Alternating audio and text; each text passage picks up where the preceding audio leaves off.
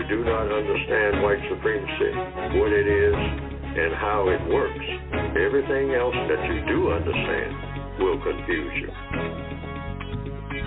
In all of these 9 areas of activity, economics, education, entertainment, labor, law, politics, religion, sex, and war. Anywhere on the planet, minute by minute, day by day, all of the time, Well, good morning, everyone, and welcome to the August the 3rd, 2021 edition of the Counter Racist Code Show with Mr. Neely Fuller Jr. I am your co-host, Mr. Bobby. Thank you for your listenership down through the years and for the weekly listenership that you do on the program, for all the questions that you ask, and your participation. To get in contact with the show, if you have a question or a VGQ, this is the number that you call, 516-453-9921. Make sure you depress the number 1 button, and you will get in line, and Mr. Fuller can answer your call. I would ask that you be brief, ask your question, whatever it is, or if you have a VGQ, please be brief. You can also Gmail me at the numero 7, Mr. Bobby, B-O-B-B-Y, and you will go on that list also, and occasionally I will have the opportunity to read a Gmail and have Mr. Fuller address your questions or concerns on that. And the chat room is open, and all you do is get on the chat room, and there usually are some interesting conversations that are in there, and you're able to participate in that. So with that out the way, oh yes, all the books are in, by the way, and Mr. Fuller will be talking about those books in about 43 minutes. Very important that you get the word guide and the code book to help you with suggestions that he has made in the book. All right, with that being said, good morning, and let's get started. Good morning, Mr. Fuller, and how are you this morning? Good morning. I'm still learning. Okay. Let's go right straight to a Gmail. This is from Theodore Lush. Says this, Mr. Fuller, this past Sunday morning I came across an old 1965 movie called The Curse of the Fly with Brian Donlevy, George Baker, Carol Gray, etc., which highlighted the theme of experimentation in the teletransportation across the Atlantic and family secrets. Actually, it was a sequel to the first movie called The Fly in 1958.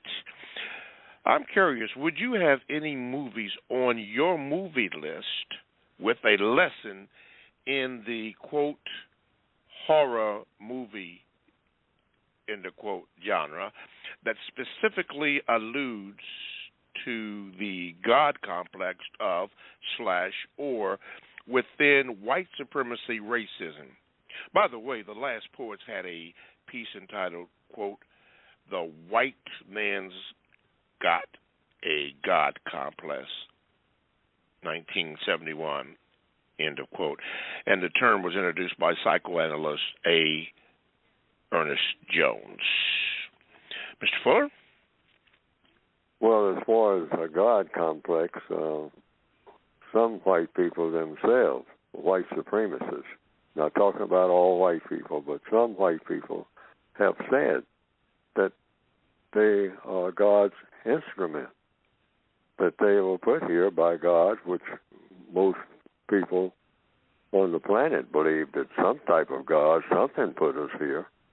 So the white supremacist takes a position that God made everything, which most people agree with on the planet, either directly or indirectly, that something, by whatever name, put everything here that we're looking at, people, creatures, objects of every type, of every assortment, and that, but some things are put here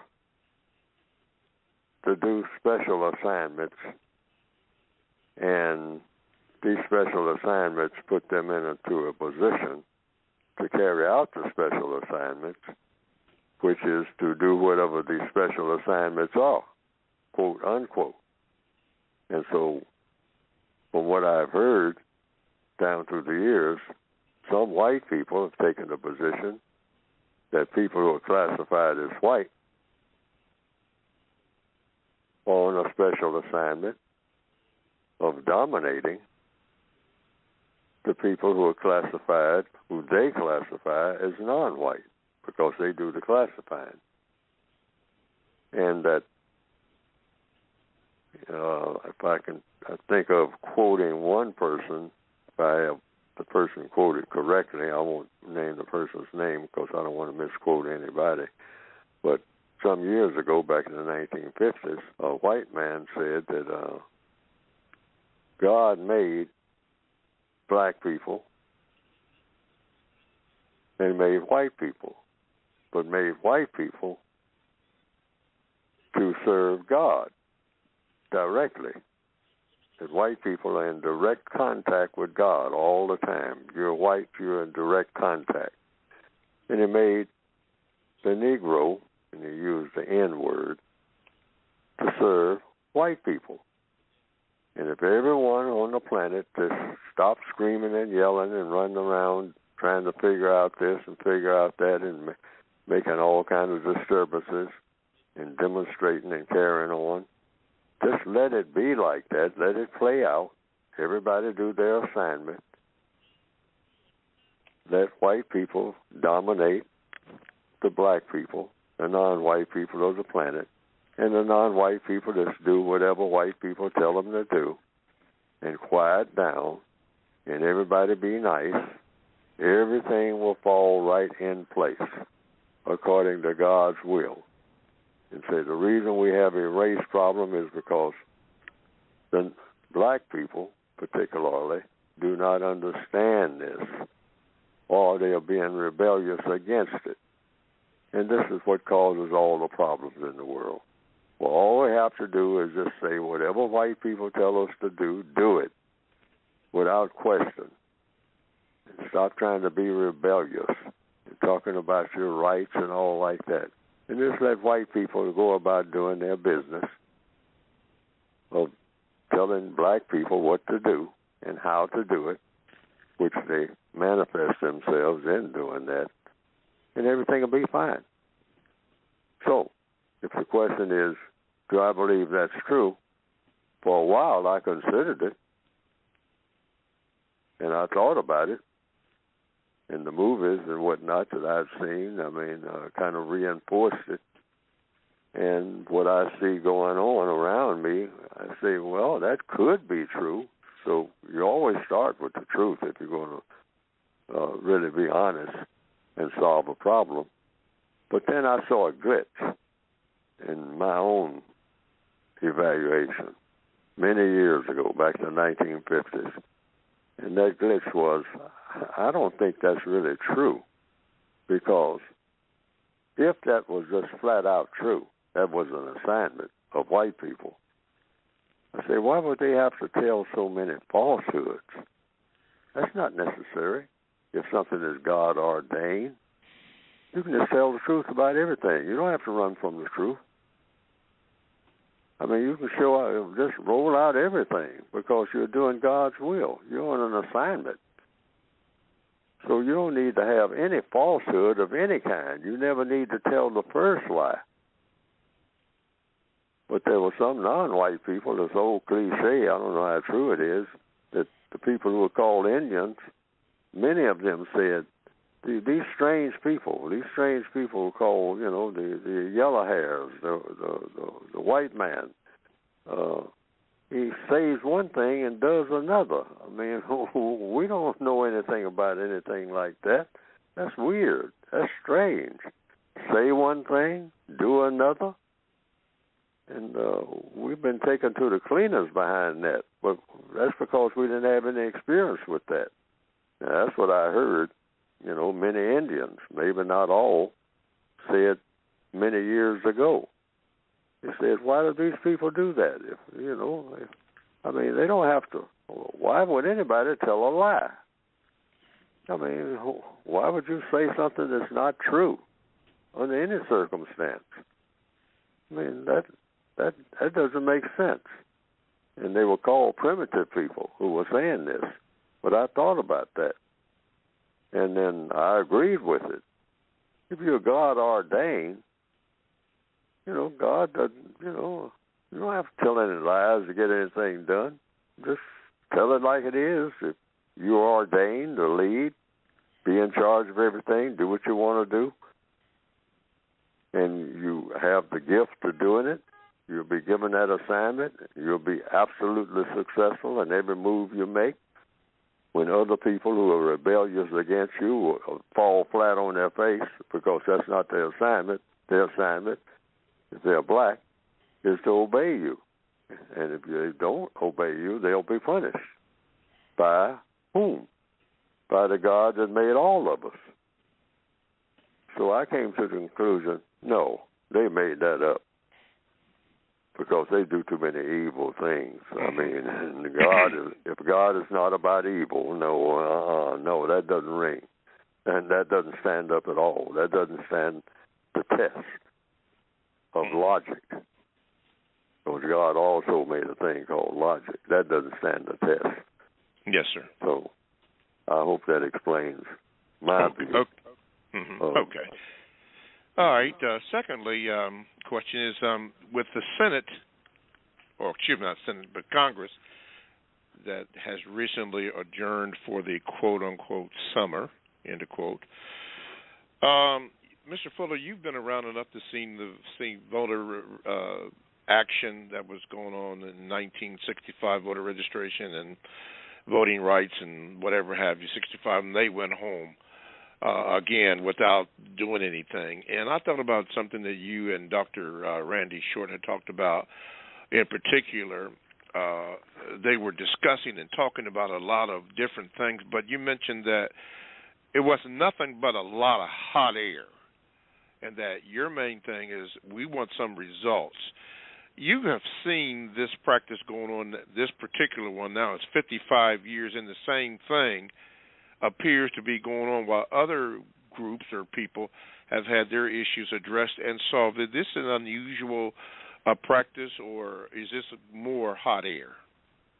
Well, the white supremacists just have a whole, they have books and books and books and books, or you might say computerized everything about how to handle black people. And so they recycle a lot of stuff. I've tried to explain it in the textbook for victims of white supremacy, how to go about doing things in all 9 areas of activity.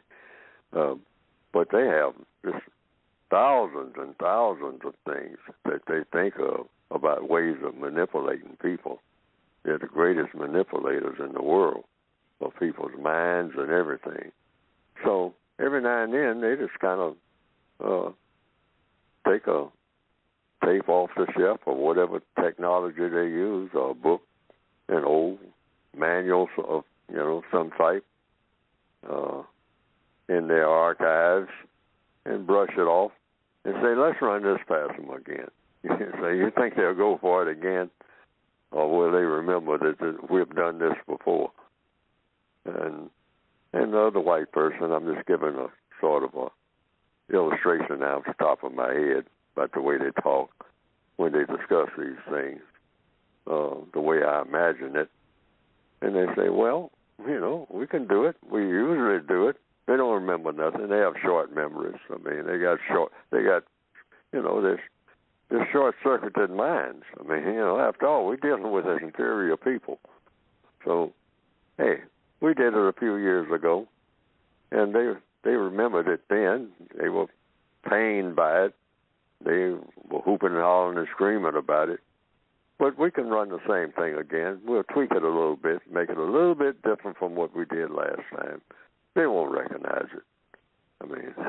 We'll just kind of dress it up, put some new tinsel on it, and run it past them again. They'll fall for it again. and that'll hold them for another 20 years. They're easy to handle. When, you know, these are our Negroes. They are easy to handle. Mm-hmm. So then the result of what we have seen, and you have seen over the years, the result, the true result, is nothing but hot air because nothing has happened. Could it be that they just don't want to solve that particular problem? I mean, 55 years and the same things keep coming up.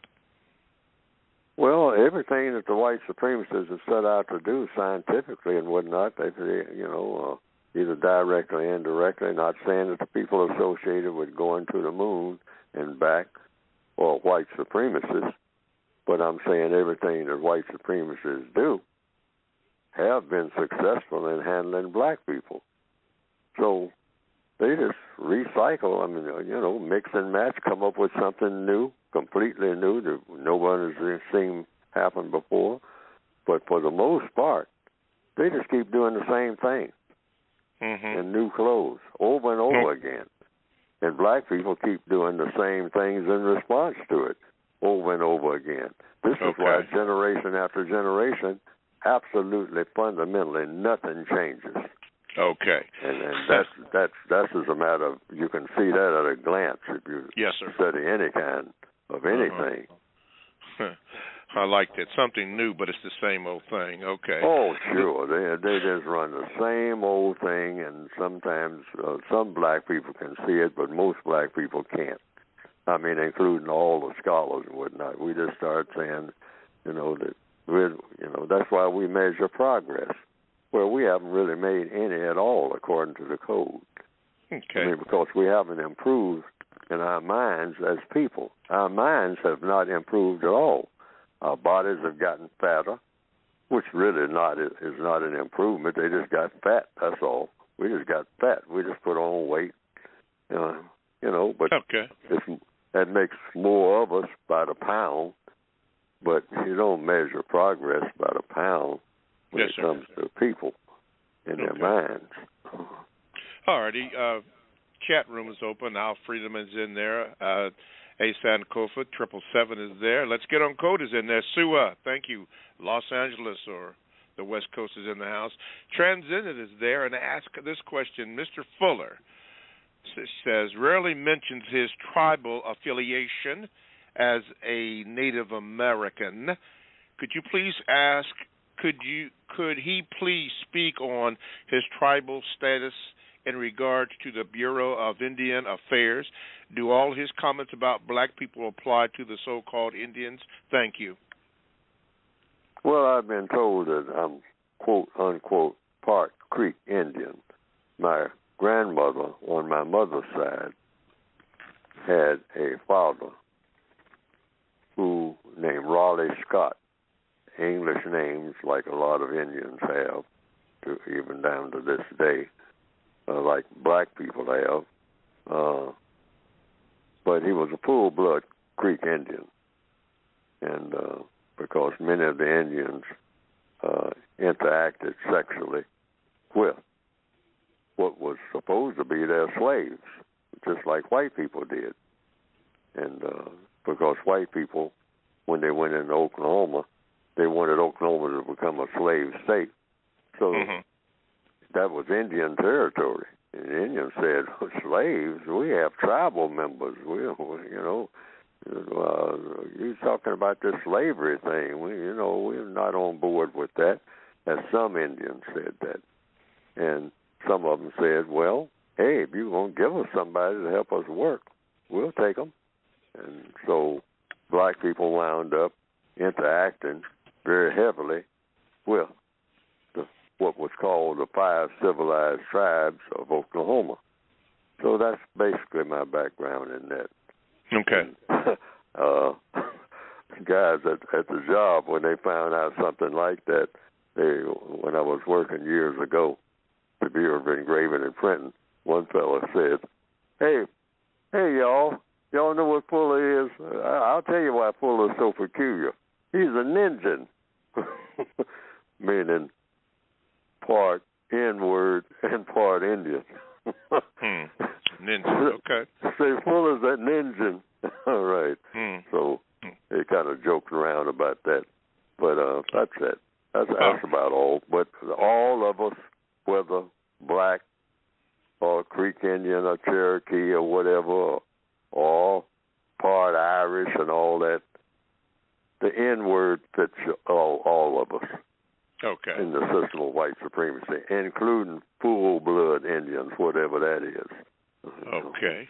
You got a lot of white people now running around calling themselves Indians. Why? Because it's profitable to be so. Okay. Thank you, J.J. Killer, and Mata VGQ has also joined the conversation. But right now, we're going to go to Houston, Texas, and I believe Big John is on the phone here. Big John, see if I can get you queued up right. Okay, Big John, you're on. Go ahead. You're on with Mr. Fuller. Go ahead. Good morning, Mr. Bobby, and good morning, Mr. Fuller, Jr. Good morning, sir. Gentlemen. Good morning. I don't know what happened with the technical issues last week, but again, I don't know, Mr. Bobby, if it's considered a VGQ or not. But let me start with the statement that I honorably appreciate from Mr. Fuller this morning, to do God's will. I believe the famous quote from George Orwell specifically stated that he who controls the past controls the future, and he who controls the present controls the past. Now, you were saying some very interesting things, Mr. Fuller, this morning that I know I can't respond to in such a limited time, and whether you answer the specific question or not, I can understand why you may not, who your successor may be. You don't have to name a person, but I wanted to talk about that in context of us not having soldiers or rites of passage, or how we're going to get these young men, because the three statements from last week's show that still sticks in my craw, and it's like that kernel in the shell that creates a pearl from an oyster or a clam, is these three statements. No so-called black male under the system of white supremacy will ever be a man. I'm paraphrasing what you said last week. Quote, the white man's anus is the new black vagina, unquote. And thirdly, the so-called black woman, never be ashamed of your vagina. It's superb real estate. Now, I know we can't go into in-depth in discussing it this morning. That's why I said, Mr. Bobby, I don't know if this is a VGQ. Asking the question about legacy. Who is our new generation? Not necessarily you tell me today, Mr. Fuller Jr., who your successor will be, because I think that's extremely paramount. I am sorrowful for the passing of Dr. Frances Cress Welsing. I can't think of the young lady's name right now who considers herself a protege. But when we're not passing the baton, when I don't have any young warriors, whether you want to call them American Indians or not, and the last question for you to consider, because you asked last week about replacing the word black. If you're not familiar with the word autochthonous, some people say indigenous, but we are the original people. And I can't, could you hold me on, Mr. Bobby, because I can't hear the show. Okay, we'll hold you on. Okay. All right, thank you. Mr. Fuller, you care to address Mr. John's concerns? Well, it is what it is. He can just evaluate for what he thinks is worth. But as far as legacy, and I don't quite understand what the question might be, and it was a composite of many things. But as far as legacy is concerned, that word came out. What is my legacy? It's the same one that came with the universe. See, Neely Fuller doesn't have a legacy. And I think we should get out of that frame of mind that things come in boxes like that. The logic of the universe came with the universe. So sometimes black people ask me, well, who's going to replace you? And who's going to replace me? The same logic that's been here all the time. I mean, 1 and 1 is 2. Doesn't make any difference whether Neely Fuller is here or not. I'm just recognizing that 1 and 1 is 2. That's all I do. Mm-hmm. Neely Fuller doesn't do anything unique except just look at what's already here and call it what it is. And that's what everybody should be doing that. Okay. You know, look right through Neely Fuller and look at the truth. something that's either constructive, if you just want to put it in a practical way, and I've had to tell people this when I talk to them, even on a telephone call and all like that. And sometimes they say that they get confused, and I said, you get confused, just remember this one thing. 2 words, constructive results. Okay. That's all. That's all. I mean, that's in 2 words, that's the entire universe. For a black person, a white person, for any kind of male, female, animals, constructive results. Okay. Just remember that. If you get lost any kind of way and start talking about black history and who did this and who did that and what white person did this and what white, and who crossed what river when, and just go on and on, hours on end, it's just one thing. Okay. That you can stand up at the end of any meeting or any seminar and say, wait a minute, where's the constructive result of everything that we're talking about? Mm-hmm. Okay. What's the result, and is it constructive? That's it, because it's either constructive or non-constructive. Okay. Addressing his, I guess you could call it VGQ, but I knew this would be controversial, and it always is when or generates a lot of questions, but respective of what he said, and not necessarily in this order, the white man's anus and the black vagina. You care to address that, please? Well, the black vagina is considered obsolete. That's just, the white supremacist propaganda. That's what they're basically saying with all this new anti-sexuality or artificial sexuality, whatever you want to call it, different brands of sexuality. So they are saying that, hey, the black female, let's just say that her vagina is obsolete. She really doesn't serve any useful purpose. What do you need with that? What has that got anything with? Does that have any connection with progress? No. So, just consider it something on the side of the road, or it doesn't exist at all. Or if it does exist, it doesn't exist for any useful purpose that we can find out about. But now, if you're talking about the real gold mine, what would take the place of the black vagina? It's the white male anus. This should be in the minds of every black male on the planet, that he should be going around chasing the white male anus ultimately. And he'll try a few other anuses before he gets there. But if he wants to really get the Olympian goal, white male anus is it. That's where your mind should be. You black males out there, all the hip-hoppers and everybody else, that should be your aim in life. The white male anus. You should worship it as the way for your mind and your body to go. And all of your plans should be. And along with it, as a supplement, you can poke out your lips, too, and be ready for the white male phallus, because that's where you will get your future nourishment. That's where you will get your brain power from. The white male phallus is going to be something that you will look up to, like the Washington Monument. Look how it's shaped. All right? George Washington, looking down on his domain from the end of his phallus. All right? Slave owner. So you find that and get it poked into you, usually orally, and you will have reached your highest goal in your black existence, black male. This is the message they're sending. Okay, hold that right thought. In our faces. Hold that thought, Mr. Fuller, and we'll come right back to that. Okay, you are listening to the Counter Racist Code Show with Mr. Neely Fuller, Miss Fuller. Well, what's the matter with the name? Mr. Neely Fuller Jr. here on blogtalkradio.com.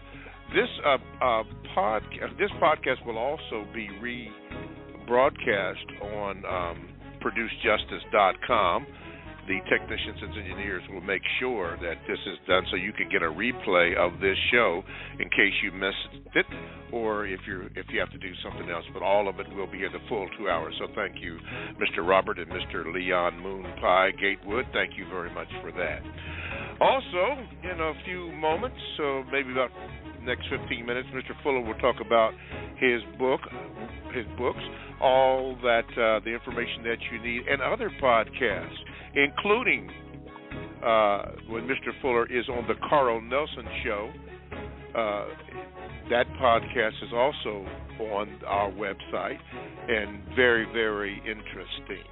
So all that and more of your questions are coming up, but be sure to tell a friend, tell a listen. Make sure that when you call this number here, which is 516-453-9921, to get in contact with Mr. Fuller so Mr. Fuller may address your questions. Okay, Mr. Fuller, let's go back, picking up on the poking of the, getting poked by the white man's phallus and all that kind of thing. You want to continue, please, sir, before we go to the next question? Yes, well, I think that just about wraps it up. People can play it back if they have, a recorder and whatnot, and see what I say about that, because that's just about it. That wraps it up. Sex is a very, very, very powerful thing, right next to the system of white supremacy itself. People's sexual motivations are very powerful. They're supposed to be. So the white supremacists said, hey, if we can mess up black people sexually, it'll be real easy. It'll be a piece of cake for the next 10 million years to mess them up in everything else. Because after all, if you don't have sex, how are you going to have people doing anything? I mean, the planet will be dead. And, people won't be care whatever people were created for, where it comes to black people, I mean, that would be completely lost. And we don't want black people to have any kind of direction of any kind. So if we can just send them in all kinds of scatter sex, I mean, their sexual motivations, their sexual power is scattered all over the place.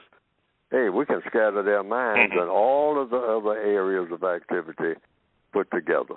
Economics, yes, education, entertainment, labor, law, all of that, politics, their minds will just be completely gone. Yes. If we can scatter their sexual intuitions, their sexual tendencies in the direction we wanted to go in, which is no direction at all. Yes. Okay. I myself am doing a study and research on something that Fred Price, the now deceased Fred Price Sr., he was based out of Los Angeles, California, but his series on race, religion, and racism.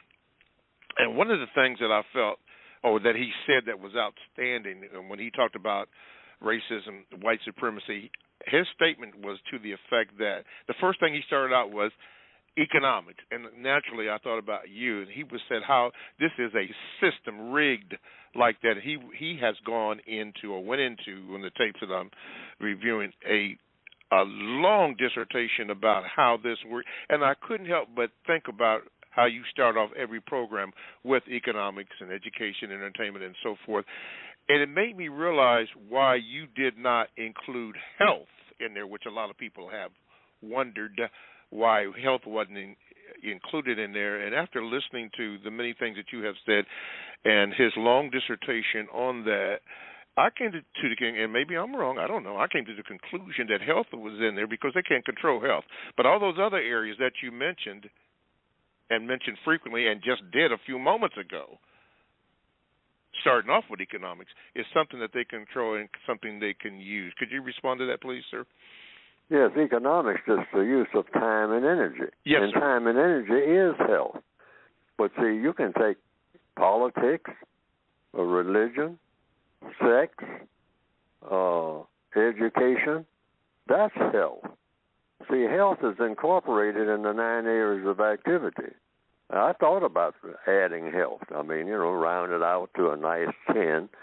I said, well, hey, I could actually have 15 or 20 categories of people activity. Or I could have 100, really, if I really put my mind to it. Anybody could do that. I mean, calling the same thing by different names. I said, but I didn't want to make it ad infinitum. See, I just rounded it out in 9 areas of activity. And a lot of people have asked me, well, why didn't you make it 10? And the 10th would be something very important called health. Well, let's look at the word health, H-E-A-L-T-H. All right, the first letters say heal. See, so if you do healing in all those 9 areas of activity, you got health. And starting with the first one, you can put it under any category. Education, you can put health under education. Being healthy is a part of education. Being, it's using logic to come out with a result that is healing. Or you can use entertainment. Entertainment is supposed to be health.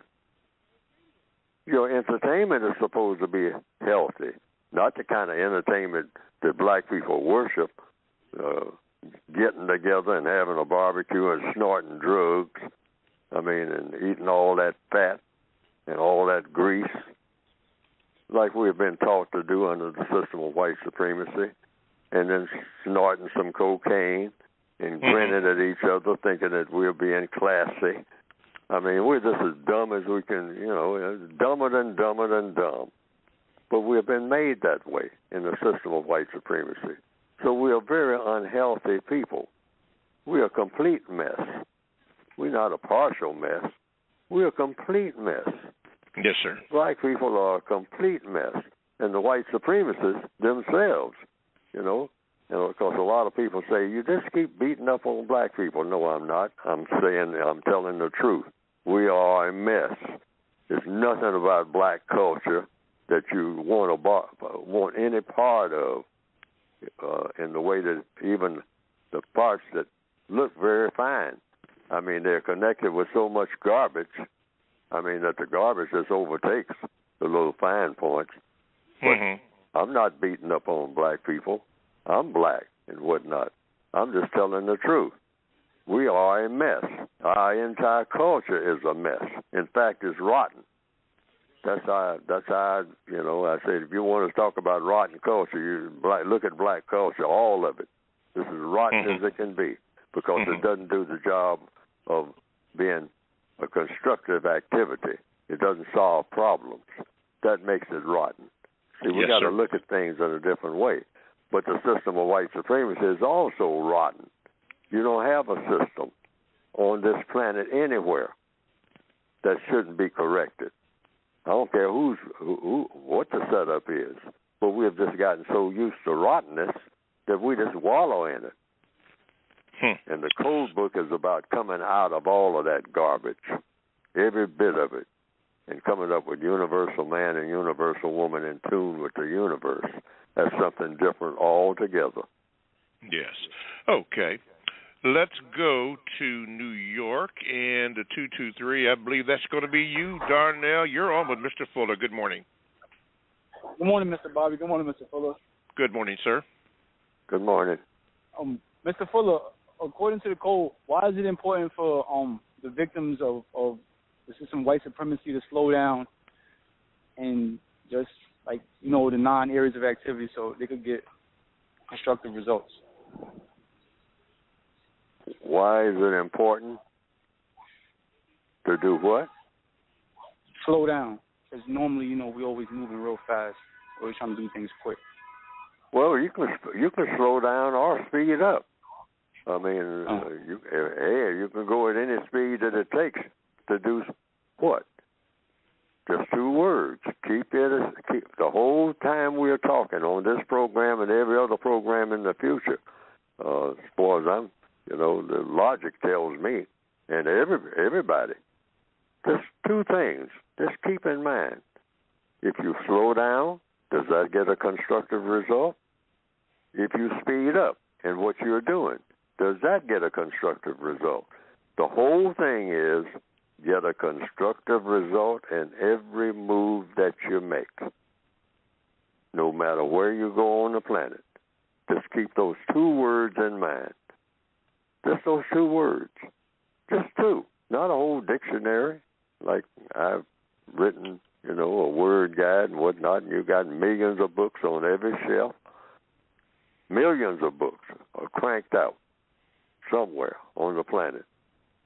I mean, bookshelves are just overloaded and, just weighted down, and you walk into a well-stocked library and you say, I would like to have all the knowledge that's in all of these books in here. I just like to have it. Well, you do have it if you just think of 2 words in every move you make. Constructive results. Getting ready to rob that bank. Ask yourself, is that going to produce a constructive result? Yes or no? There's no wiggle room there. None. 0. It's either going to be whatever every move you make. Sitting down to eat a plate full of eggs or pancakes, is it going to produce a constructive result or a non-constructive result? There's no such thing as in between. Every move that every creature makes is going to have a constructive result or a non-constructive result. So fast or slow doesn't make any difference. Constructive, non-constructive. Mm-hmm. Okay. All right. Thank you, Darnell. Mr. Fuller, and don't be a stranger, by the way, Darnell, which I know that you are not. I receive a lot of information, a lot of things, but somebody by the name of, his name is The T-H-A Kinksta, made a song about you, which I reviewed, and it sounded pretty good, and I just told The Kinksta that I would give them a mention. It was pretty good. So, Mr. The Kinksta, there you go with your mention here. Let's do this a few moments early. Mr. Fuller, you've been alluding to and talking about this all program long, as you do every week.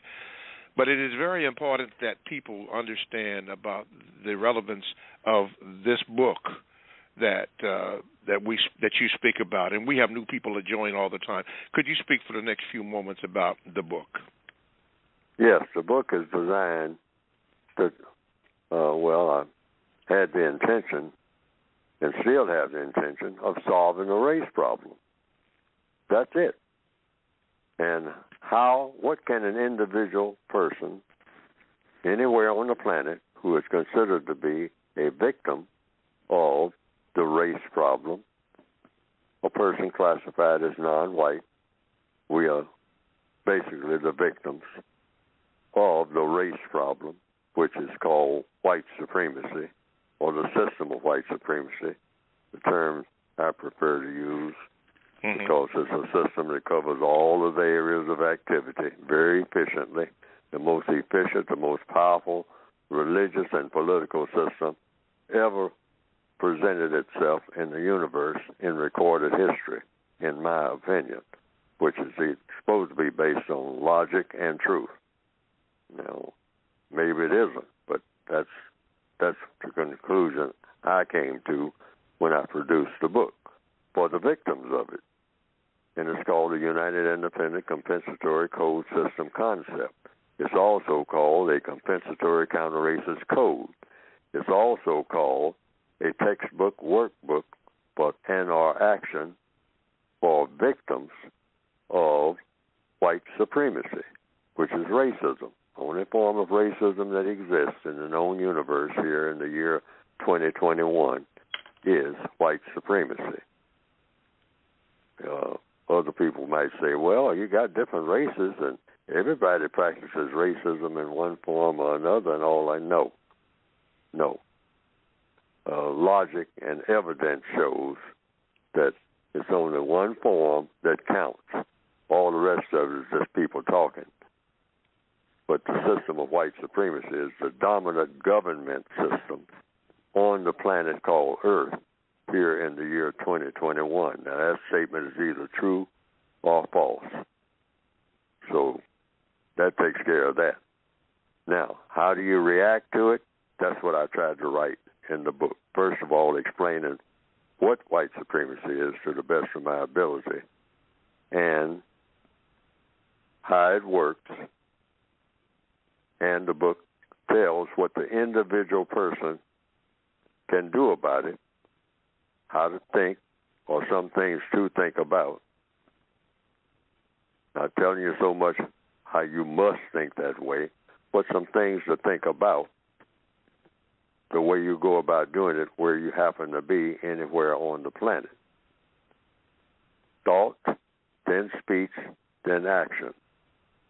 What to think about, and then how to speak about what you're thinking about, and then what action to take that will counteract the effects of the system of white supremacy and ultimately destroy it fast if you can, as fast as you can, and replace it with something better, which presumably would be a system of justice, which means guaranteeing that no person is mistreated and guaranteeing that the person that needs help the most gets the most constructive help. Constructive results. That's what we're looking for worldwide. Universal man with a universal woman, with the best characteristics of each. And that's what the book is supposed to be designed to help an individual person to do. And that's just a brief overview of the books. And I recommend that people get it. Now, I also say this. My evaluation of the book that I have written under these various titles, I say it's one of the very best of the worst written, underlined, worst written, counter-racist guidebooks now in existence. And that's the way I evaluate my own book, being honest about it. When I look through it, I say this book could have been written a whole lot better, a whole lot better than the way that. But I'm trying to rush, with time. I don't say rush against time. That doesn't make sense. That's a white supremacy expression, I guess. But I say I'm trying to use my time and energy to. Okay. I can't talk, forever, but maybe the book will last and help somebody. You can get it by going to producejustice.com. Okay. Producejustice.com. Okay. Producejustice.com. All righty.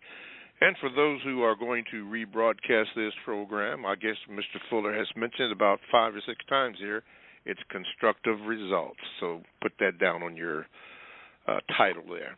Okay, we're going to do, we got John from Houston, Brother Iquani in South Carolina, Everett in Houston, and Nicole, I think you're at the bottom of the list.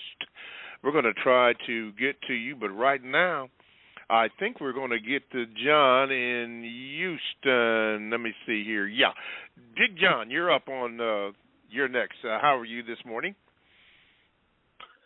Thank you, Mr. Bobby. Just one qualification on the legacy that maybe Mr. Fuller didn't understand what I was asking. Yeah. I didn't mean it in a personal way that could be vainglorious to some people. I meant it more. The president had claimed to create my brother's keeper, if you will, and it's been fizzling and not effectively seen across what is supposed to be black masculinity or manhood, if we use that description. So rites of passage, I guess, is something that I would be talking about, or what will we actually be doing to be proactive in changing what would be either masculine behavior or creating manhood, though I know he says it does not exist under the system of white supremacy. But do you get what I'm saying, Mr. Bobby? Vaguely, I'd have to think about it a little bit more, but I think I do, but I'm not quite sure. But how about this way? What is the true 21st century manhood, I guess you could say? Question. Okay. And thank you, brother. All right, you're welcome. All right. Thank you, Big John. All righty. All right, what is it? Okay, all righty. That's something to consider there, Mr. Fuller. Thank you, Big John. Let's go to Brother A.A. I'm good for very butchering names.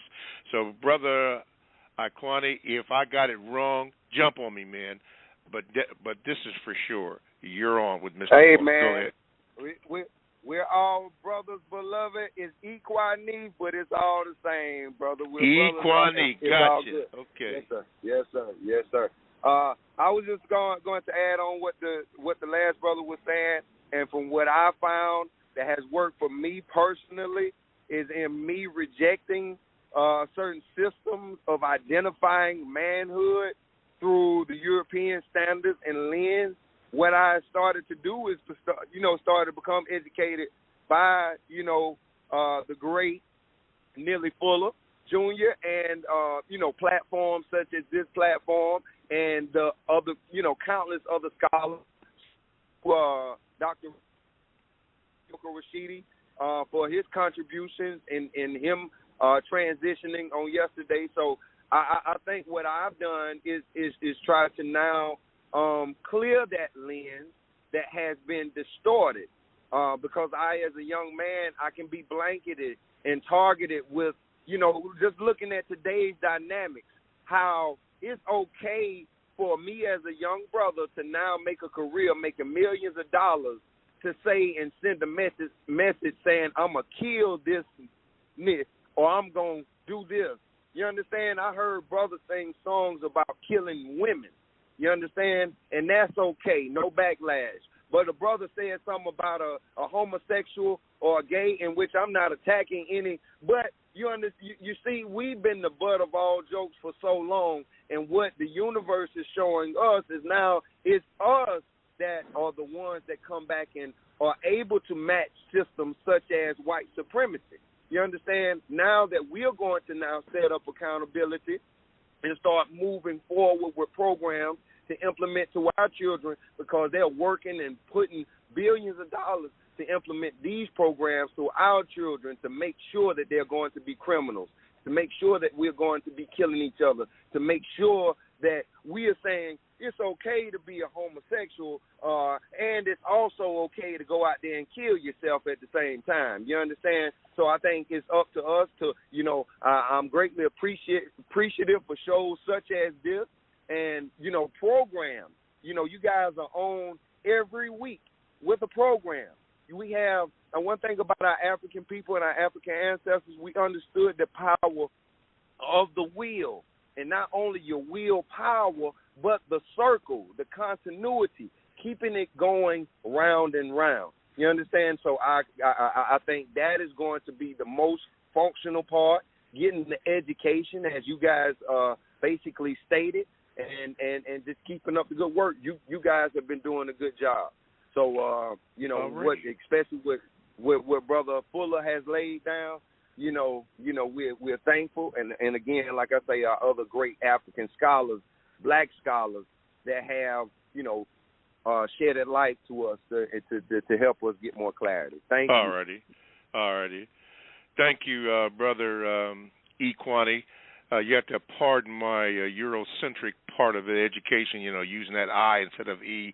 You are exactly correct. That I that we see is actually pronounced E in the true meaning. But thank you for that correction. I greatly appreciate that. Going down to Houston, I think I got this right. Everett from Texas, you're in the house. Go ahead, sir. Good morning, Mr. Bobby. Good morning, sir. Porter. Good morning, sir. Yes, my question is, I was listening to a preacher a couple of days ago. He made an interesting statement. He said, if you... Hello?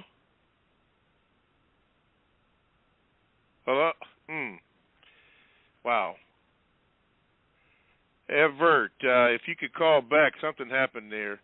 I can't get it. Call back, and hey, whenever it calls back, put him at the front so I can getting back on there. In the meantime, we'll go to Nicole. Nicole, yeah, I believe we get. Yeah, go ahead, Nicole. You're on. Nicole, let me see here. Yeah, Nicole. Nicole, you're on with Mr. Fuller. Go ahead with your. Yeah, go ahead.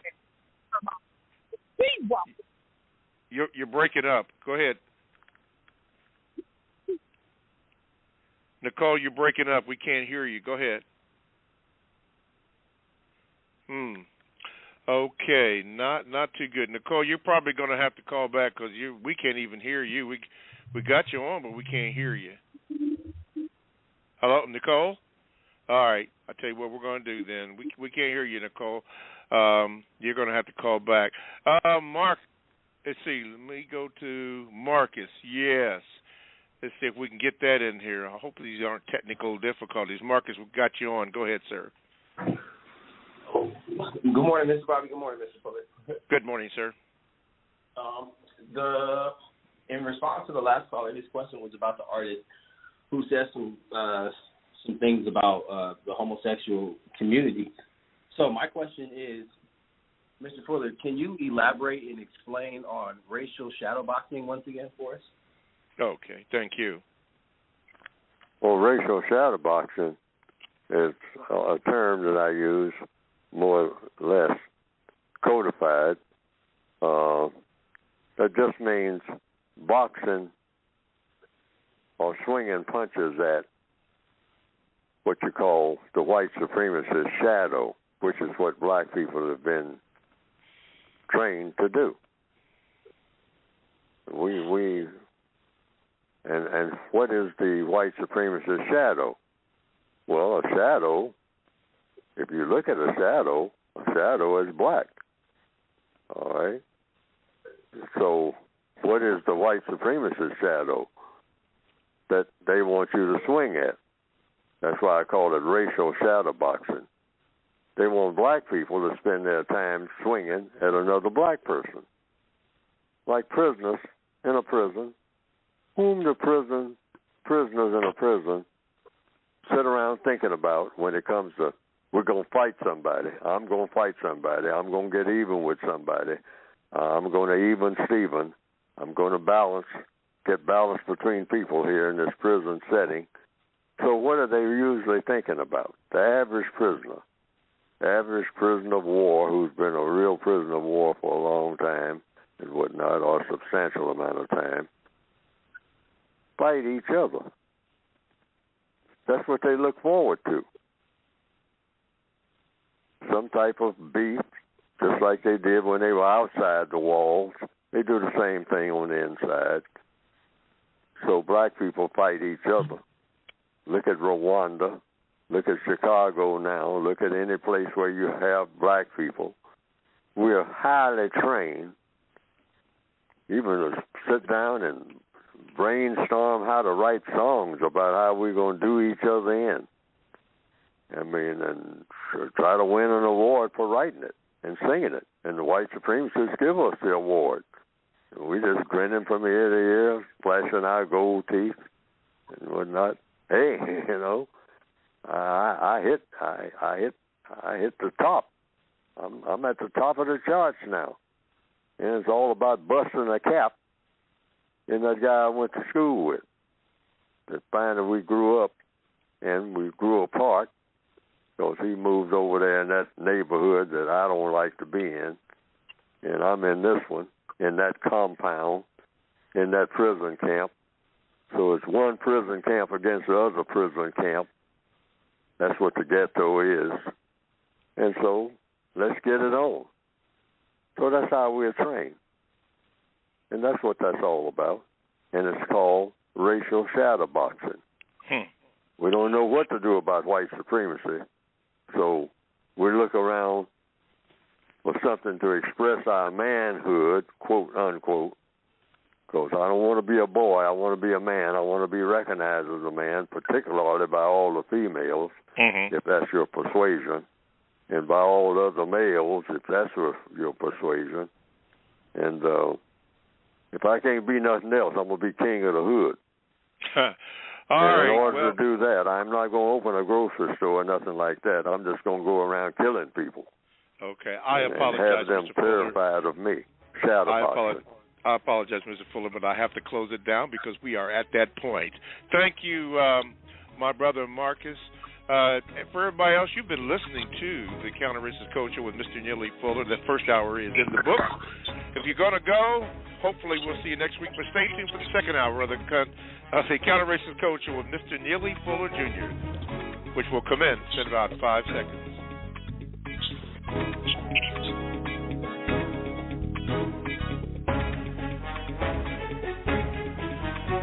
morning and welcome to the second hour of the Counter-Racist Code Show with Mr. Neely Fuller. That first hour just went by so fast. If you missed any of the first hour, I was going to say get the tape, but review it when it comes up again. A very interesting first hour of the Counter-Racist Code Show with Mr. Neely Fuller Jr.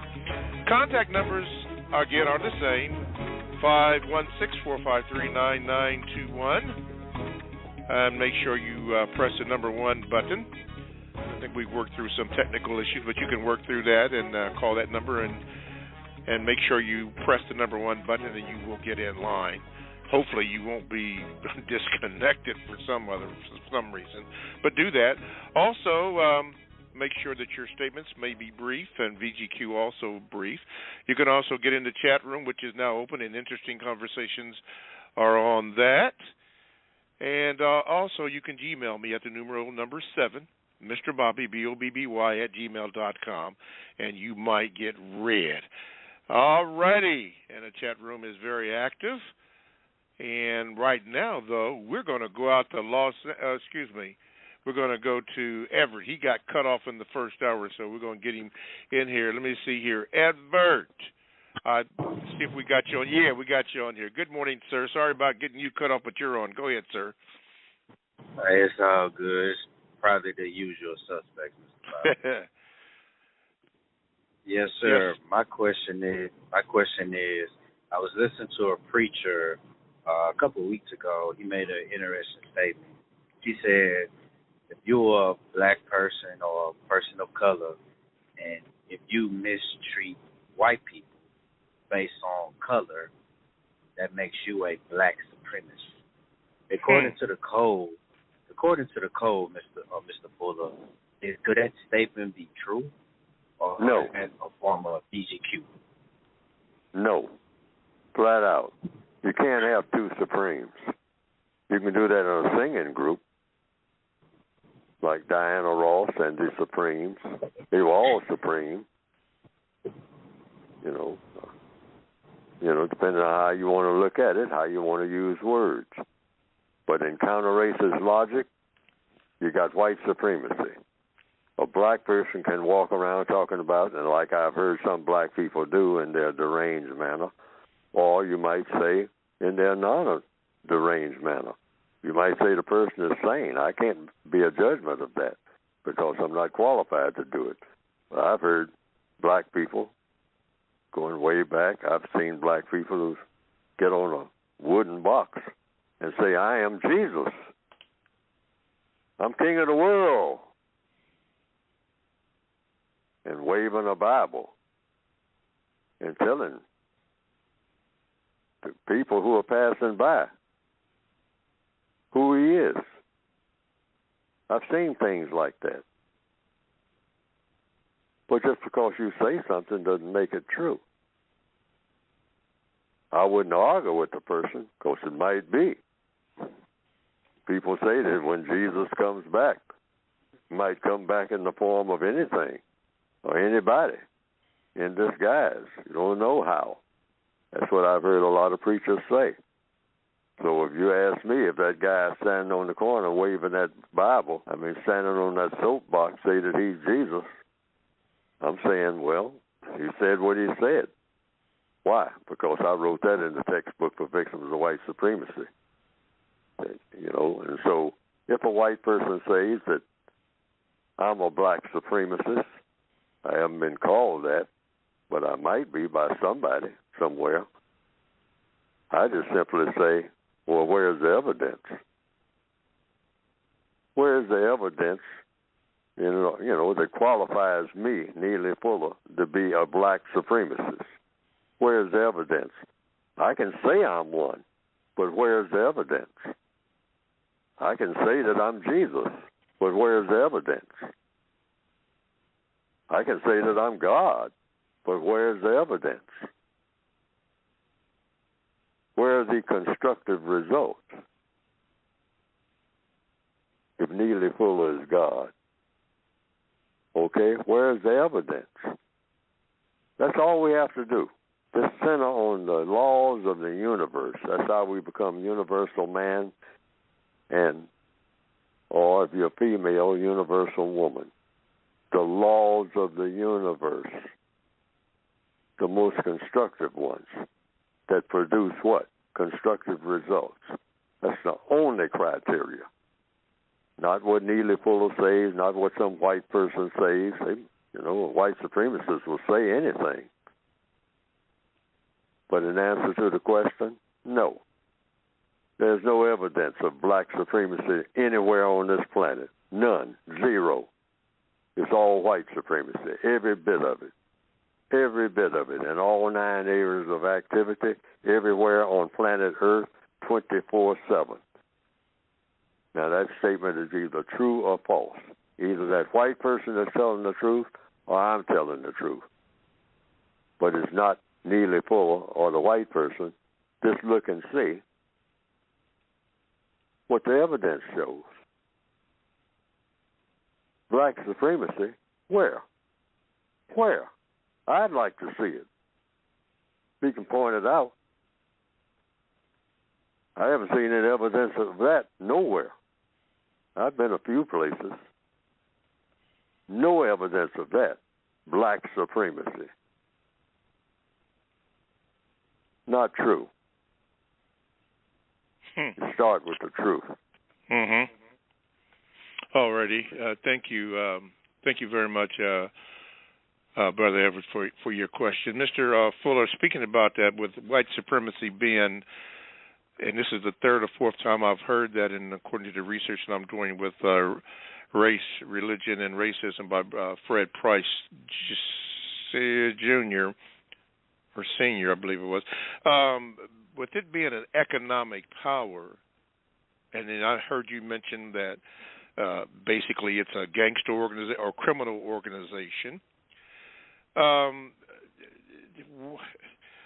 How could a black person be a racist when it is a criminal organization? What do black people have that white people have to respect in terms of power, especially economic power?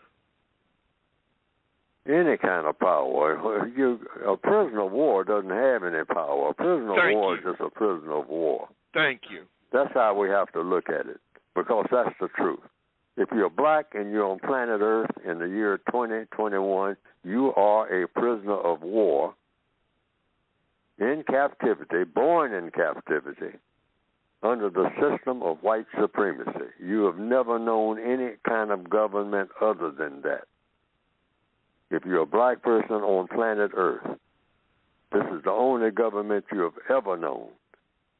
And the name of that government, according to logic and evidence, is, in capital letters, the system of white supremacy, which is racism, the only form of racism. And it is designed to dominate and mistreat people classified as non-white in all 9 areas of activity, 24/7 throughout the planet Earth. And that's the only thing, according to the evidence. Okay. So, from what I gather from the readings that I have been with you and the lessons that I have and still learning from you, yes, Mr. Bobby is still learning, I've come to the conclusion that there's really no such thing as a black racist. However, when I support the right of somebody to VGQ to say that, black racist, but as you just mentioned, the very words that came out of your mouth, that where is the evidence to prove that it is, that a person is a black racist, particularly when this is a power thing, economic power, and I don't see where we as black people have any economic power that white people would have to respect. I don't see that. Maybe I'm wrong, but I don't see that. What say you, Mr. Fuller? It's very simple. When I was a smaller boy, I'm still a boy, not a man. Can't be a man in the system of white supremacy if you're black. Mm-hmm. That's not going to happen. That's impossible.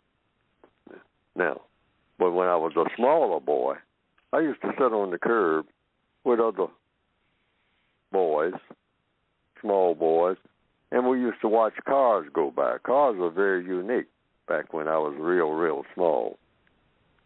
And so we would say, there's mine. Okay. That's my car. Oh, yeah. We about within an hour or so, we owned all the cars. All right. Yeah. I mean, that blue one is mine. You know. Here come a red one. You know. No, I saw it first. That's mine.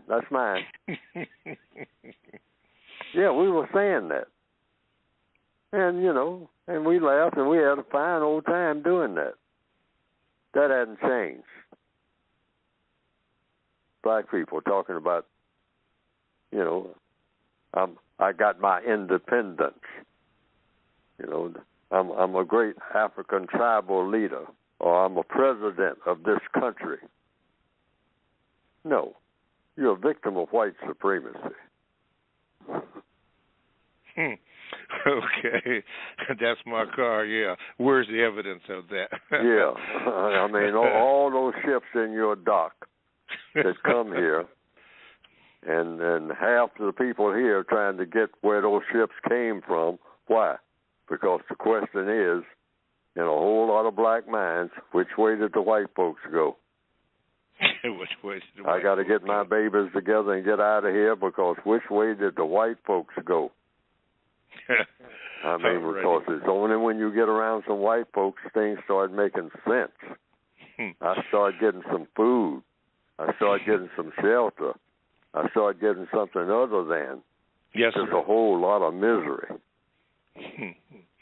All righty, let's go to the left coast. Swa, you're on, man. Got you. You're on. Swa? Come on, that's not the usual suspects. Come on, let's go. Swa, one more time.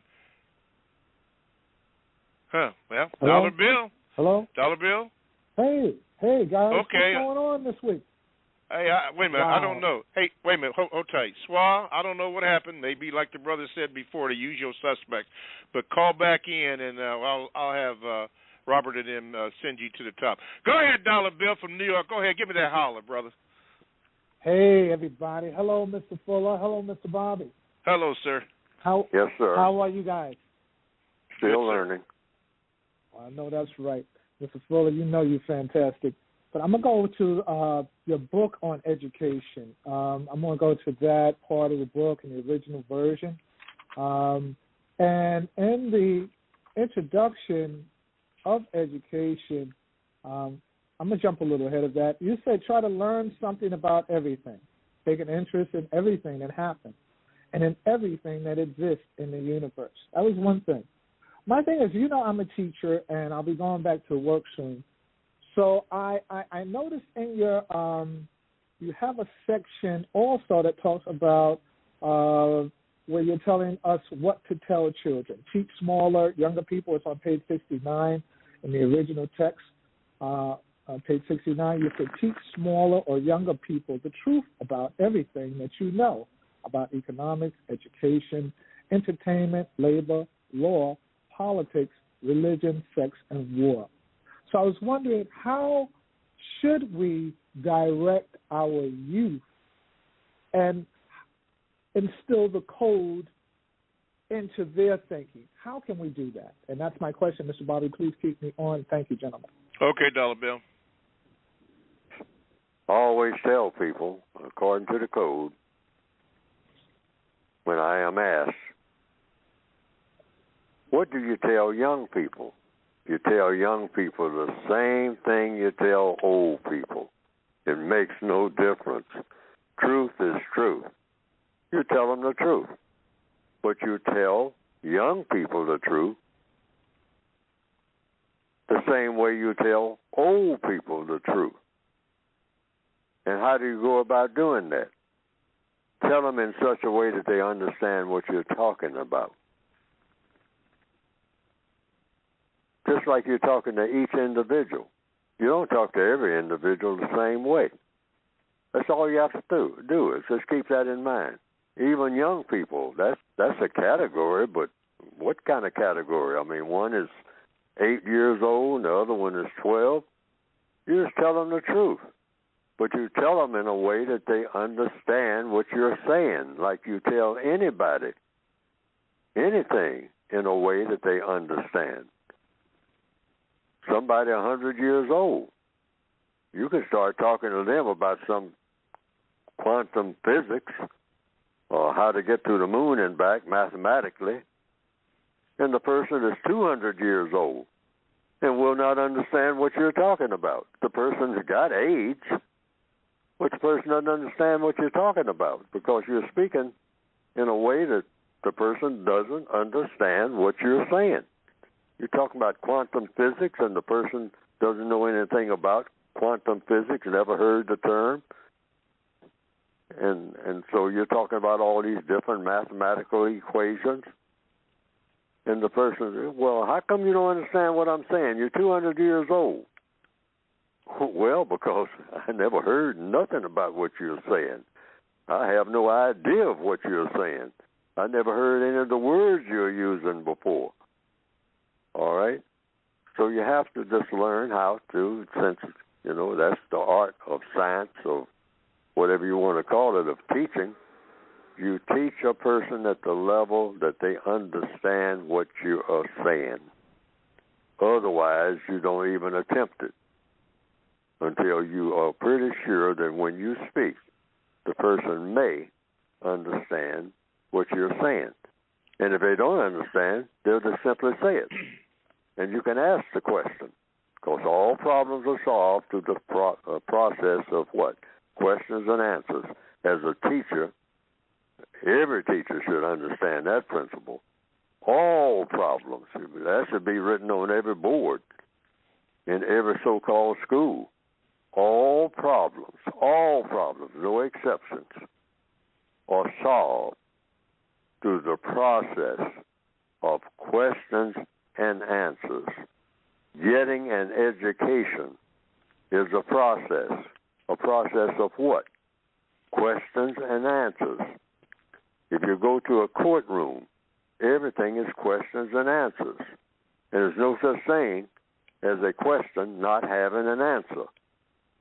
The logic of the universe says if there is a question, there is an answer to that question. It's just a matter of finding out what it is. Or there could not be a question in the first place. That's a theory, but it is just about proven true. The minute a question comes in your mind, even though you don't know the answer to the question, and people have all kinds of questions swimming in the mind of the individual person, but every question has an answer. And the first answer you get is, I don't know the answer. I don't know. That's the answer. That's the correct answer. And then the next question should be, is there any way for me to find out the answer to this question? Yes, sir.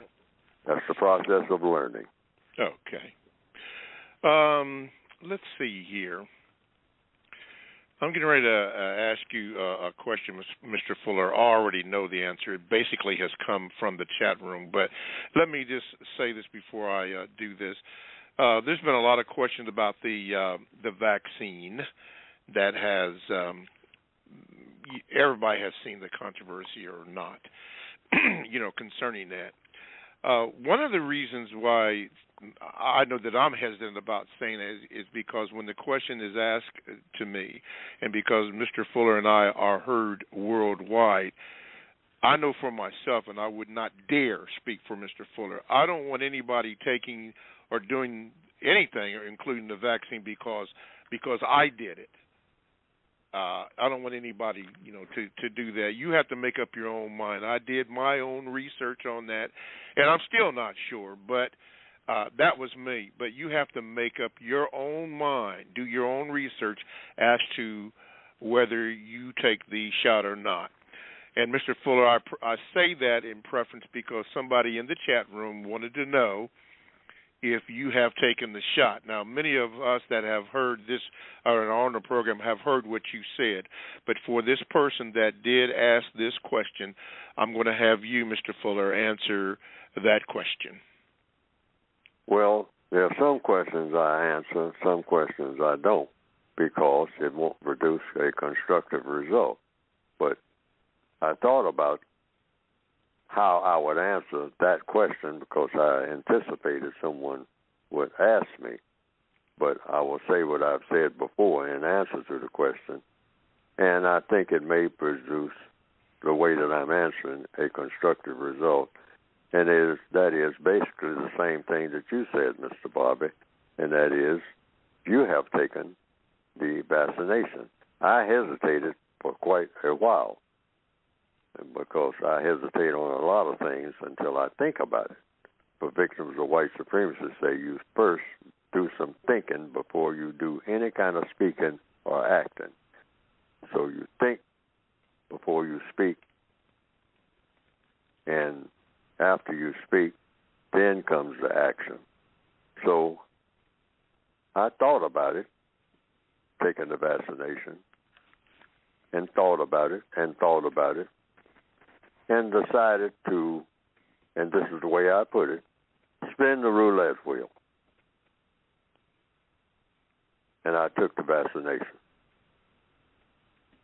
I took the Pfizer and last. Now, I may have been allowing poison into my veins because to the extent that the white supremacists have anything to do with what's going on, and they have something to do with everything that's going on, I could be, by having taken the vaccinations, signed my death sentence, committed an act of suicide. That could be. But then I looked at it from the death rate of people who are leaving now. I say, well, I'd be leaving later rather than sooner. So I kind of tilted the wheel in that favor of taking the vaccinations, which I have done. And that's the answer. Okay. But it's a roulette wheel. So you never know what the white supremacists are up to, but they want to get rid of you. You're gone anyway. Why? Because you're in their prison. Black people don't have any immunity to the white supremacists wanting to get rid of you. Don't think that you got any kind of shield, because you don't, other than your creator. Yes. But the white supremacists come after you, most likely, if you're black, you're dead. If they want you dead, you're dead. And they don't even have to sneak up on you. They can announce they're going to kill you. Or they can set you up where you will be killed. Yes. Presumably by another black person. They know how to do it. They know how to get rid of people. Every way that you know how. They don't have to sneak. Yeah. Right. They really don't have to sneak. They don't. That's true. COINTELPRO. Follow-up question to that, Mr. Fuller. It said, did Mr. Fuller, did codification play a part in your decision on the vax? Codification plays a part in every move I make. It's better. Otherwise, I would be crazier than I already am. Okay. All righty. Asked and answered. And J.J. Killer, you're exactly right. Mr. Fuller is not a vax expert. Not a way to spend our time asking unnecessary questions in public. Okay. All righty. Let's see here. How much? I'll tell you what I'm going to do right now to the guys in the station. I'm going to take a little break now, and then we're going to go all the way through. Okay, for everybody, you are listening to the Counter Racist Code Show with Mr. Neely Fuller Jr., heard here on Blog Talk Radio. It will be repeated on ProduceJustice.com, and I think there are other formats that this show will also be repeated. A suggestion for today's show might be critical results. CR, Mr. Fuller has mentioned it at least 5 times today, so you might want to put that in your tab. But this is it. If you'd like to get in contact with the show by telephone, you can do this. Call this number here. The number is 516-453-9921. Please, ma'am, please, sir, if you use that number, press the number 1 button if you want to have a conversation or a question, and a VGQ, make it short. You can also Gmail me at the numero 7 Mr. Bobby, BOBBY @gmail.com. I will not promise you that it will be read today. However, at some point in time, I will read your Gmail and alert you as to when your Gmail will be read. In a very few moments, Mr. Fuller is going to talk about that book. If you haven't got the book or wondering what is he talking about, in about 15 minutes, we're going to have Mr. Fuller discuss that book, and we can go on from there. Okay, let's see here. Who am I going to get here? Daquan, in the great state of Georgia. Hey, you're on with Mr. Fuller. Good morning. Good morning. How are you men doing today? Good, sir. Still learning. All right. I got a question. I got a question and a VGQ. I'm gonna try to speed through the VGQ as fast as I can, and the question is gonna be real quick. Basically, I've had a breakthrough in my thinking, in my mentality, in the last 2 weeks, and it came from learning about propaganda as well as learning about the law of attraction. The big epiphany that I've had was that basically there are two sides of the same coin. Propaganda, learning from certain, politicians from the 1930s, German people, basically said that if you repeat the same thing over and over and over and over and over and over and over again, it doesn't matter what it is, people will eventually believe it. The epiphany came when I thought about that with law of attraction. All right, if you repeat the same positive thing over and over and over and over and over and over and over again, you will eventually believe it. And that's changed my life a lot because it's led me down the road to discipline. Now I try to be disciplined and basically do it over and over and over and over again. So my question to Neely Fuller is, what do you think of the power of consistency? Or what are your thoughts on the concept of consistency, and how important do you think it is?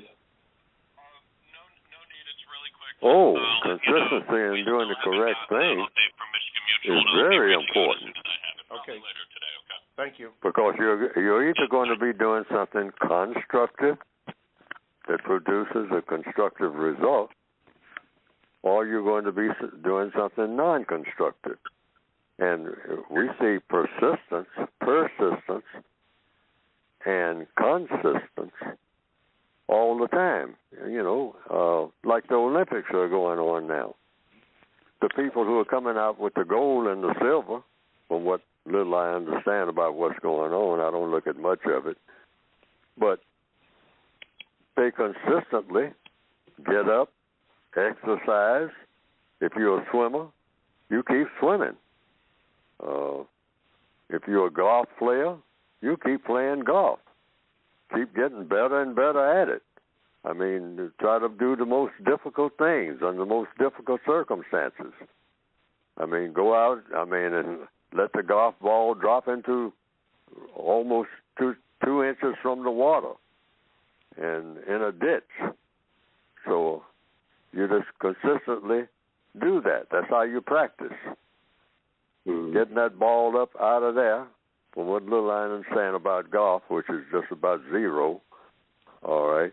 I never played golf, but I've looked at a little of it to get some idea, and I see that the people who really are out there all the time swinging at that ball and trying to get it into a geographical area that's very small, and there's a hole there that you got to get that ball into that hole, and you only get so many tries at doing it.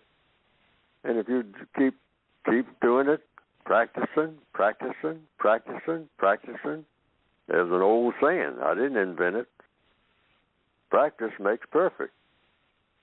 So that way of doing anything, whether you're a plumber, just keep doing it. You start off with all thumbs. You don't know what you're doing. Water's all over the floor and all over the place. You didn't know how to use this wrench the way it ought to be used, or this screwdriver the way it ought to be used. But you just keep at it, And there's an old saying, as you go through life, Memphis Slim, I've quoted it on this program many times, blues song. As you go through life, you can't help knowing you can always get help, but only the way you're going. So you pick the correct way to go, the way that will get the most constructive results. And even though you ain't got no idea of how you're going to really get there, but you are pointed in the correct direction, somewhere along the way, you get help. And the first help you get, like the caller just said, that's true, it's repetition. You keep on trying. You keep on keeping on. Mm-hmm. You're out there trying to sail that boat. You've never been in a boat before, and you're trying to wrestle with that sail. And somebody comes along and says, hey, you're not getting nowhere doing that. Here's what you do. You got to turn it this way. You got to turn it that way, and that's where you pick up the wind this way. You say, oh, so you mess up, the boat turns over, you fall into the water, and you swim back and get the boat upright. But pretty soon, next thing you know, hey, you're a champion, whatever name they give to a person who is a sailor. I mean, you can handle any kind of sailboat that piece of cake. Why? You've done it so many times. Yes. In the correct way and got the most constructive result. Okay. All right, DeQuan, since I don't recall you being a caller before, don't be a stranger is what I usually say to first-time callers. Thank you for your call. All righty. Let's go. I think we got it right now. We go back to Schwab. Yeah, Schwab, because, hey, sorry about that phone action, man, but glad you got it together. Thank you, brother. Grand Rising, good morning to you. Go ahead, do your thing. Grand Rising, Mr. Bobby. Grand Rising, Mr. Neely Fuller. My question is on page 434, the fourth quote, which states, dignity while subject to white supremacy racism isn't worth much, but it has more promise than stupidity. I would like to know what you mean by dignity. Page 434? Yes, sir. Text in the basic textbook, the Revised Expanded Edition? Yes, sir. 434. Let me see what that I'm turning there looks myself. like. 434. And which one, Schwab? Which one? The fourth one. It begins with dignity. Fourth from the top. Dignity. Mm-hmm. Oh, dignity, while subject to white supremacy, isn't worth much, but it has more promise than stupidity. Now, that's the quotation section of the book. Dignity, while subject to white supremacy, isn't worth much, but it has more promise than stupidity. That's a thought. See, everything in the textbook for victims of white supremacy is just something to think about. So you can take that to mean whatever you choose to think about it, however you choose to think about it, that will produce a constructive result. And you start with the first word. What is dignity? Dignity as compared with what other word? What's the other word? Stupidity. But dignity, for what it's worth, I say it's not worth a whole lot in the system of white supremacy, because I have another saying that what's the difference between a dignified slave and a stupid one? See, black people sometimes are talking about, I have a lot of dignity, or that person is very dignified. Oh, yeah, that one thing I like about that dude, man, that dude is dignified. Now, what's the difference between a dignified slave and a stupid slave? And the answer is the logical answer in counter-racist science, because that's a question. What's the difference between a dignified slave and a stupid slave? A dignified slave is dignified, and a stupid slave is stupid. What is the difference? None, because they're both slaves. Right, that's the common denominator. Yes. But the dignified slave, depending on what you mean by dignified now, dignified, the dignified slave may have some aspirations of not being a slave. And the stupid slave doesn't have these aspirations. So you can say that there's the difference. The dignified slave is trying to think about something that will get them out of the situation of being a slave. Okay. Whereas the stupid slave committed to stupidity, glorifying stupidity, like many of us do. Keep doing stupid things over and over again and glorifying it and feeling good about it. There is a huge difference. All righty. Thank you, Swa, for your question. And I'm glad that you got your phone situation taken care of. Okay, I'm going to put you there. Mr. Fuller, before I go to Ms. Divatude's question, since Swa pointed that out on page 434 of the code guide here, there was a question right before that I just caught my eye. It said, and you wrote this, right above it, it says, most people sometimes, and you use the word in quotations, surprise themselves by what they do sexually. What does that mean? Just what it says.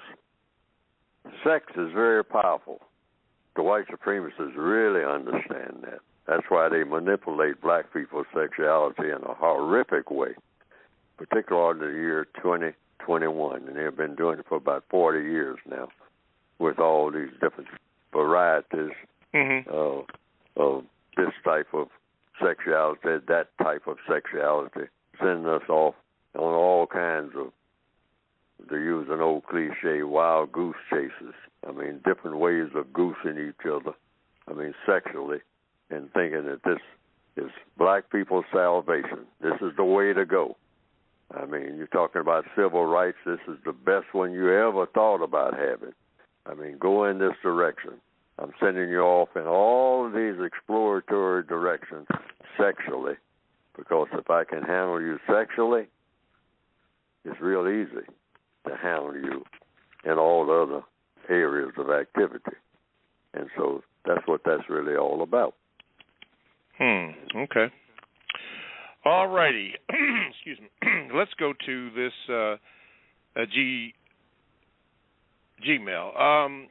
This comes from Diva224 saying this: Mr. Fuller, is a white supremacist white all the time?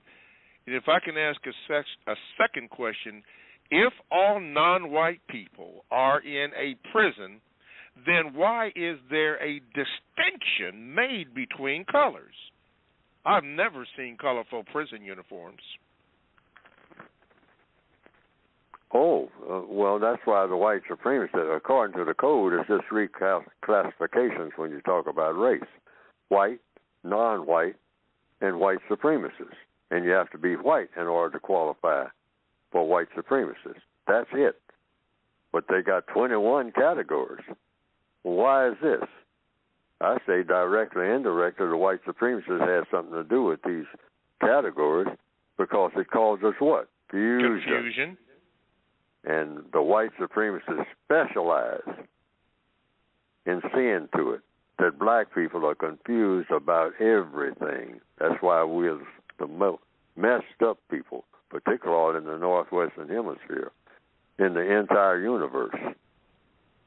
I mean, even the most primitive of people among black people. I mean, what you call real primitive. I mean, never read a book, never even seen one. They are actually more advanced with what they have than the black people, like myself, who have been exposed to the system of white supremacy in its fullest. Closest to. Black people who are the closest to the white supremacists are the most messed up. But it seems just the other way around. Because you go among some black people in some parts of the world who've never seen a white person. They're running around, I mean, doing this and doing that. You know, some of them eating things, eating insects. They're doing that. There are some black people who, on the planet, eating an insect and been doing it. That's a part of their meal. If you want to sit down and eat with them, you're going to have insects in that meal. Because they eat the insects, probably not deliberately, but they've gotten used to the insects being there. So they just go right ahead and eat the insects too, in whatever meal they're preparing. You don't pick them out. And if you're a guest, they'll sit right there and smile at you and serve you some soup, whatever type of soup they're making out of leaves or whatever it is, that's full of flies. They're eating the flies. And you say, these people, man, I hope, you know, my goodness, I'm ashamed to be among us and whatnot. But actually, you just came in on a modern aircraft and went among them, and you're looking for, you know, traces of your ancestry and all this, and you see them doing this, and you say, I'm going to hide this part and all like that. You can hide the part that you're in. And you got 2 PhDs, and you're black in the system of white supremacy. But you're just as backward as they are. We have to recognize that about ourselves. Would that include the people that are at, the black people that are at North Sentinel Island, which I understand, and I can't verify this, will kill anybody, including other black people, and white people have never been down there? I've heard a little bit about that. Do you know anything about that? That's why I'm saying black culture, we need to stop bragging about it. People have called in on this program, and not so much, but they have, you know, I've heard people say that, you know, one thing about Neely Fuller, man, he's so hard on us. I mean, we're not all that bad and whatnot. Yes, we are, but so are the white supremacists. You know, you say, well, but he don't emphasize the white supremacists. The white supremacists ain't got the problem. We have the problem. So a lot of things we have to do, and one thing is we need to stop bragging about anything.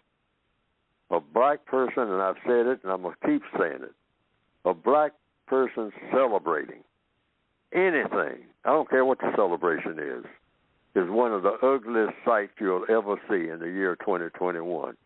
You'll never witness any sight, including mass murder, that is uglier, if you want to use the word ugly, underline, than a black person celebrating anything.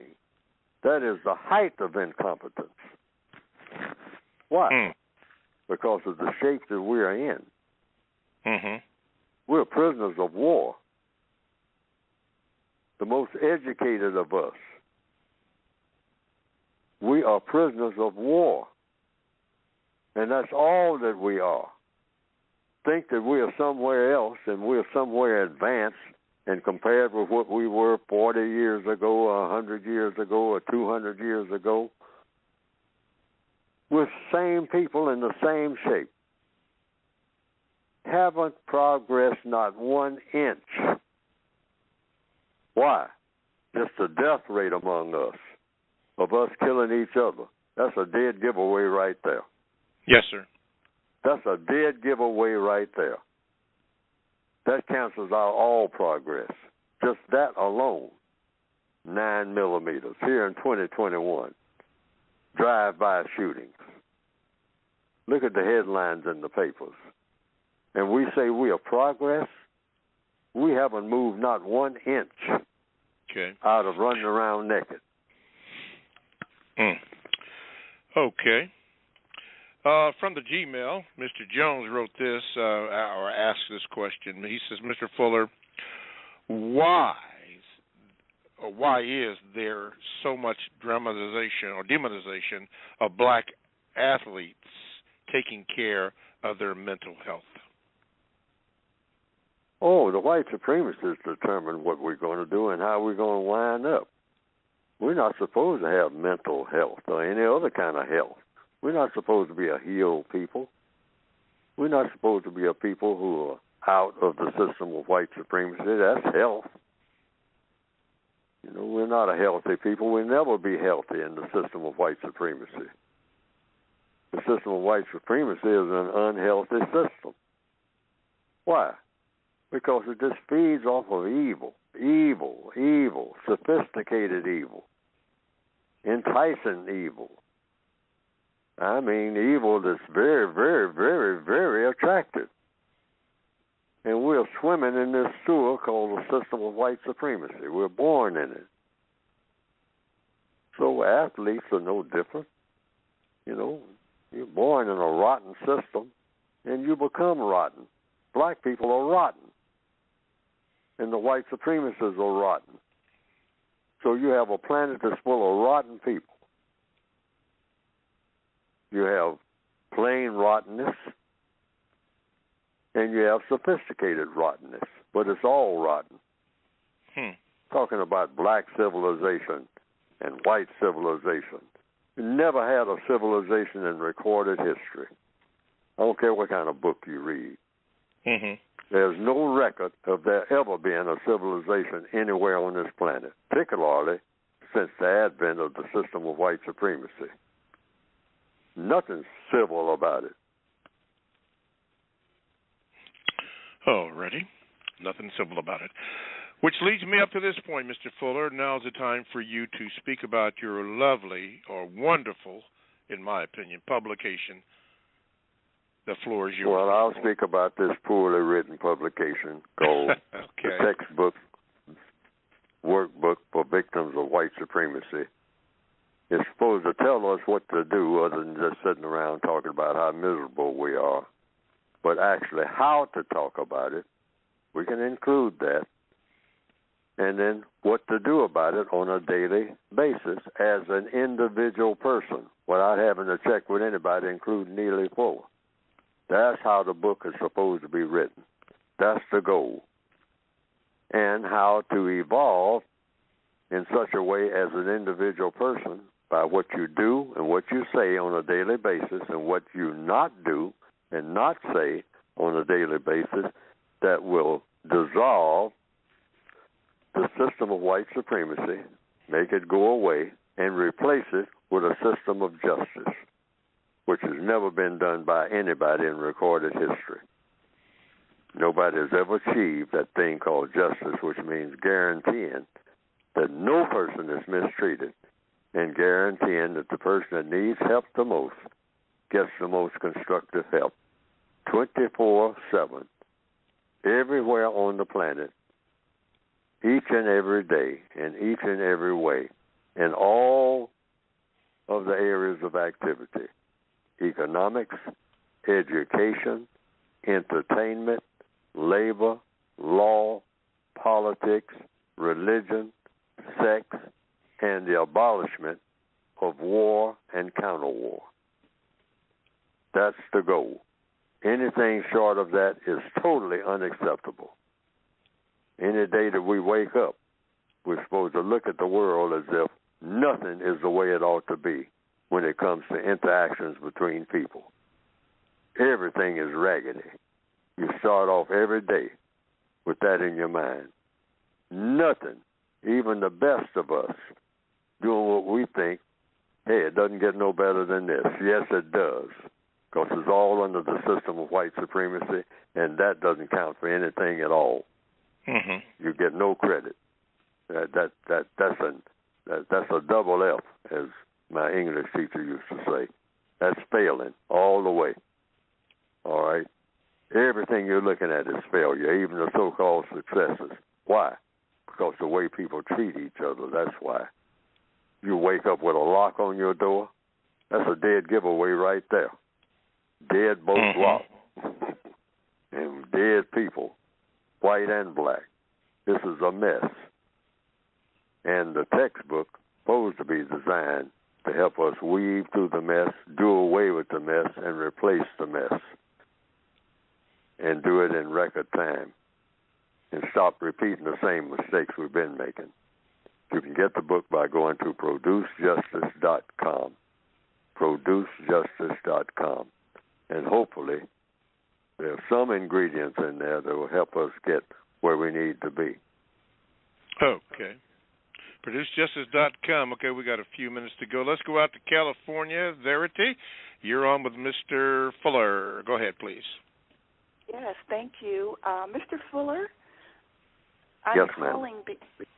Yes, sir. I'm calling regarding your book, and on page 408 and 409.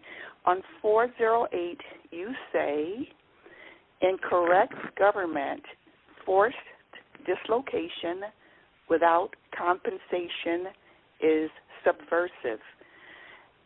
That's number one. You want me to wait?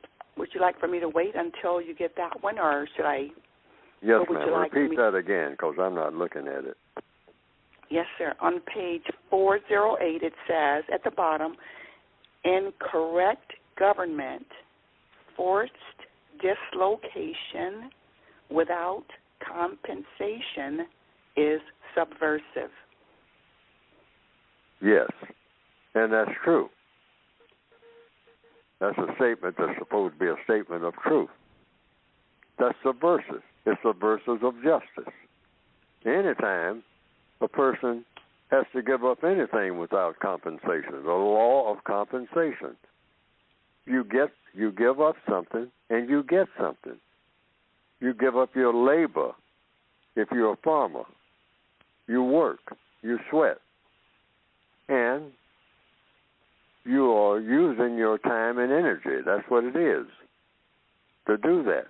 And so the tomato grows. It wasn't growing before you did that. Now later on, you got a tomato. You're a farmer. So a tomato appears where a tomato wasn't there before you put forth the time and energy to grow the tomato. Learn the skills of how to grow a tomato. So now you have a tomato that you didn't have before.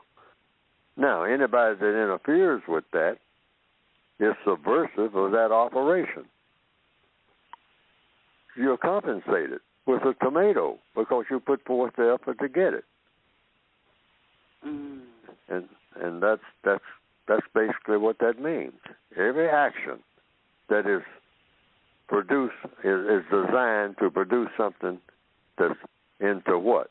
A constructive result is supposed to produce a constructive result. And if it doesn't, that is subversion. So black people have been subverted in every area of activity by the system of white supremacy. Absolutely. And my last one, Mr. Fuller, is on page 409, and it says, and this one bothered me, I must say. It says, either black people are inferior to white people, or the white supremacists collectively are to blame for black people's problems, or both. Yes. And that is one that everybody can look at. That's on page 409. Think about that. I haven't repeated that often enough.